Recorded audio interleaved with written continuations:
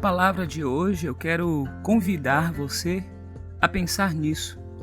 A cruz mostra a gravidade do nosso pecado, mas também nos mostra o incomensurável amor de Deus. Hoje é sexta-feira, conhecida como Sexta-feira Santa. Sei que é um dia de feriado, talvez você esteja descansando, mas eu não poderia deixar de passar por aqui para concluirmos, como havíamos combinado, a primeira carta de João. Hoje é o 5º e último capítulo dessa carta. Eu convido você para ler comigo, leia e ouça. Vamos lá. Todo aquele que crê que Jesus é o Cristo é nascido de Deus. E todo aquele que ama o Pai também ama os filhos dele. Sabemos que amamos os filhos de Deus se amamos a Deus e obedecemos a seus mandamentos. Amar a Deus significa obedecer a seus mandamentos. E seus mandamentos não são difíceis. Pois todo aquele que é nascido de Deus vence este mundo e obtemos essa vitória pela fé. Quem vence a batalha contra o mundo? Somente quem crer ou quem crê que Jesus é o Filho de Deus. Jesus Cristo foi revelado por meio de seu batismo na água e pelo derramamento de seu sangue. Não só por meio da água, mas pela água e pelo sangue. E o Espírito, que é a verdade, o confirma com seu testemunho. Temos, portanto, 3 testemunhas: o Espírito, a água e o sangue. E as 3 concordam entre si. Porque cremos em testemunho humano, certamente podemos crer no testemunho de Deus, que tem ainda mais valor. E Deus dá testemunho acerca de seu Filho. Quem crê no Filho de Deus sabe em seu coração que esse testemunho é verdadeiro. Quem não crê nisso, na realidade, chama a Deus de mentiroso, porque não crê no testemunho de Deus acerca de seu Filho. E este é o testemunho: Deus nos deu vida eterna, e essa vida está em seu Filho. Quem tem o Filho tem a vida. Quem não tem o Filho de Deus não tem a vida.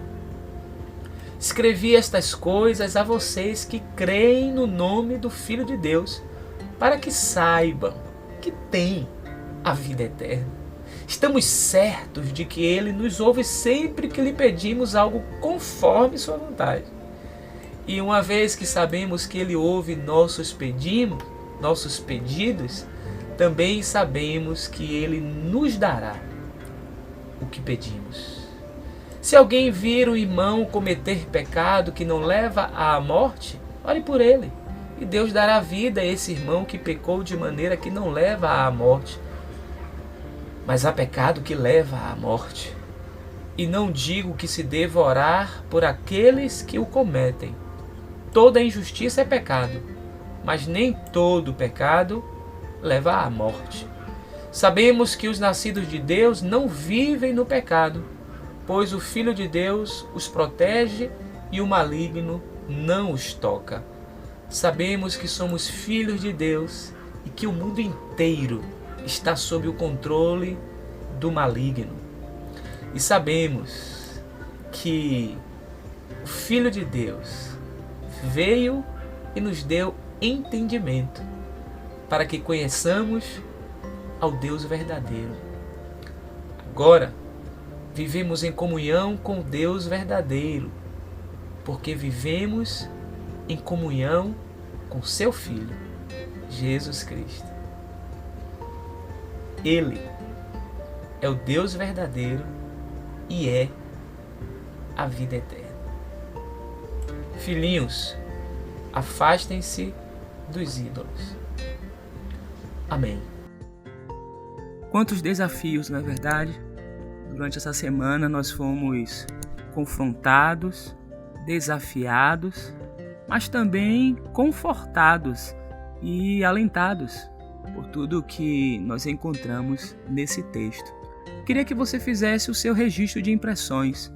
Escreva aqui nos comentários, na parte inferior, os textos que chamaram mais a sua atenção, não apenas da leitura de hoje, mas durante toda a semana, como foi que esse texto alcançou o seu coração e para onde ele está guiando você. Hoje é a chamada Sexta-feira Santa, a Sexta-feira da Paixão, e eu não poderia passar por esse dia tão especial sem fazer alguns breves registros. E eu extraí algumas palavras de um livro que eu gosto muito, me acompanha há muitos anos, e eu sempre me debruço nesse texto no período da chamada Semana Santa, ou a Semana da Páscoa. O título do livro é A Última Semana.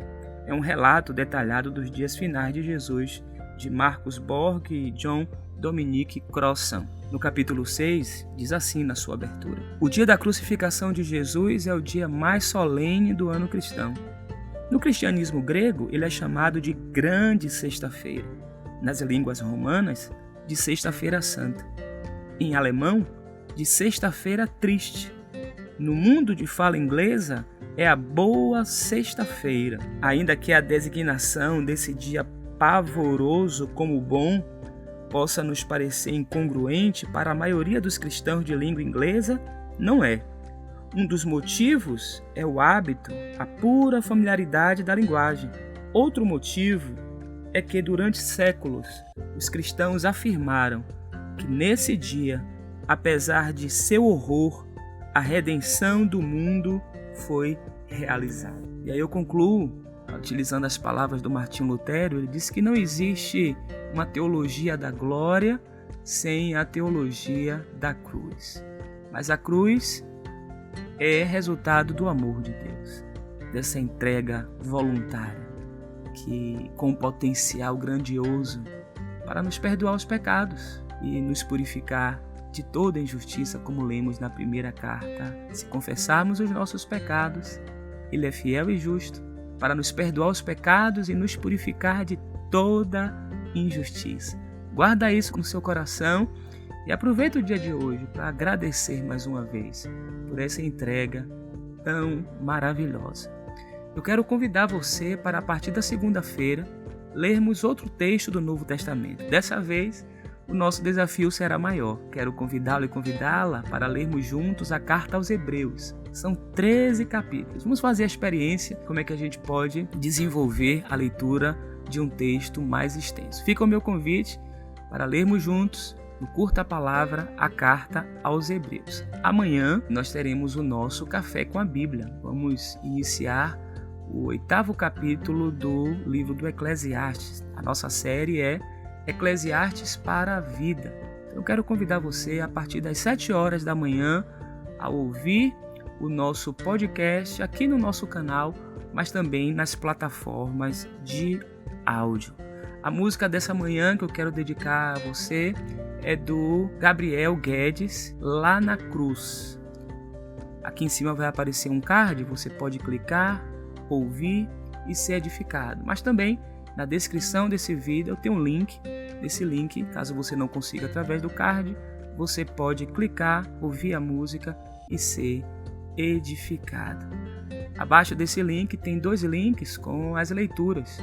A leitura de hoje, e eu já vou colocar o 1º capítulo da Carta aos Hebreus para você iniciar a leitura.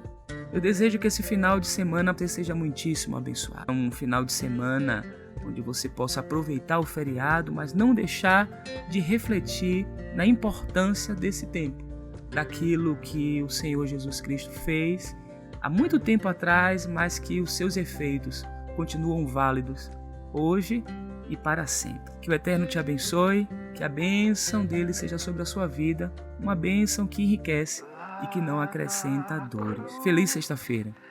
Ele se entregou.